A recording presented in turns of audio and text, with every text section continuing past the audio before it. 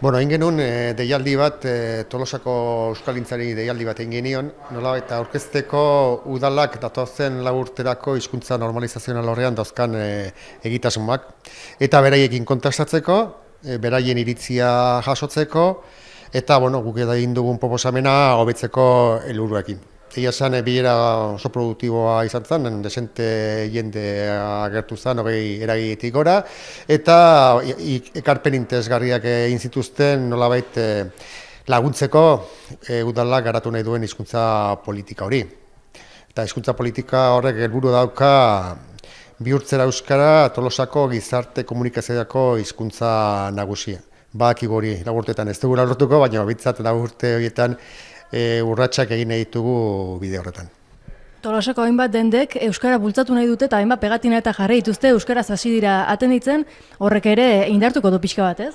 Bai, eta ez denda bakarrik alor askotan egin nahi dugu hori, detektatu ditugu hainbat problemak hizkuntzaren ikuspegitik, batez ere erabileraren ikuspegitik. Egia esan momentu honetan Tolosan euskara jakitea ez da arazo. Tolosarren 92tik gora gutxienez euskara ulertzeko gai dira, eta gazteen artean hori 100%, ez? Orduan hain erabilera bultzatu nahi dugu, detektatu ditugu hain gabezi importante, batez ere haur eta gazten alorrean nolabait eskolatik kanpoko jarduerak, aisialdi taldeak, kirol taldeak, kultura eskaintza, bor badaudela hutsuneak, eta hendik erderaz egiten direla gauzak, entrenamenduak esaterako. Eta hor eragin nahi dugu, bestetik eragin nahi dugu ere bai etorkinen alorrean, eta bereziki hemen lanean ari diren etorkinen alorrean. Tabernari bezala biltzen etorkinak, edo gure sarra zaintzen abiltzen etorkinak, horiek euskara munduak ekarri eta euskaldun dut, hortan ere ekimenak bideratuko ditugu. Izan ere, ohitura oso txarra ditu jendeak, dakienak ez duelako erabiltzen, edo eta ulertzen duenak ikasi nahi ez duelako, guzti horrek atzeratu egingo du pixka bat, ez? Aldatu egin barko zaie pentsakera edo.